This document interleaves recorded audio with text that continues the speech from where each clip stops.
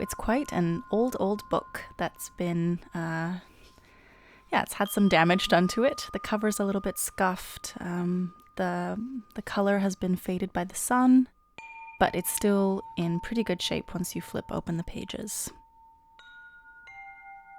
It has a really old sticker inside of maybe the original owner.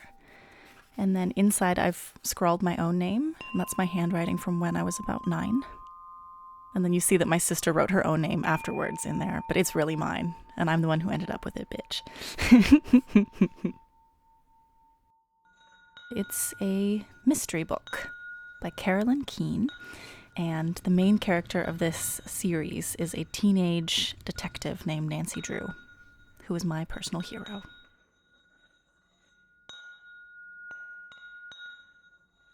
I chose it because reading has always been really important to me in my life. I've lived all over the world and between cultures often, and books have been sort of constant and also sort of a portal into new worlds.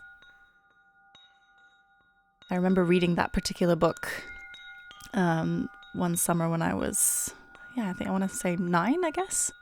I discovered this particular series and I just dove into that world of Americana while I was living in Java, growing up there. And that was so magical to me. And when I moved to the Netherlands 7 years ago, those books were so important to me that I shipped them all over. It took 2 months for the box of books to get here. I think it was about 20 kilos. And when they did, I was so happy because I could put them on my shelf and I had my friends back. That's what it felt like. I'm American by birth and by passport, but I lived in Indonesia, West Java, until I was 18.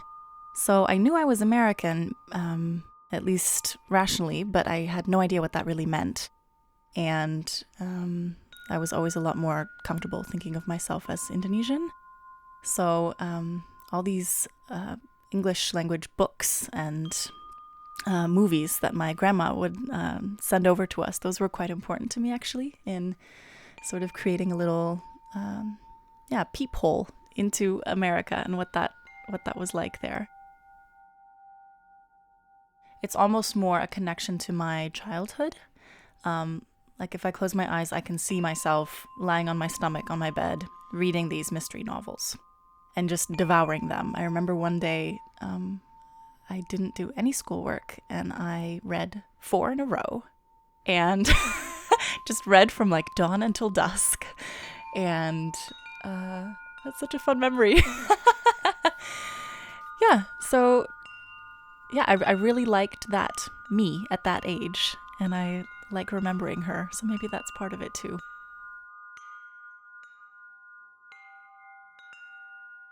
When I go back to Indonesia, I love going back to my old neighborhood to remember what it was like to grow up there. But I definitely experience it differently as an adult now. I feel at home walking down the streets. I feel like I am Indonesian, but I don't really look the part because I'm a very tall white woman. And so I get treated as a foreigner. So it's not until you talk to me that you realize, oh, she grew up here. And that, as an adult, that kind of bothers me. So I don't really want to be the white foreigner anymore. I don't think I'll ever go back and live in Indonesia because I've really fallen in love with Europe and the Netherlands. But it's still special to think back on.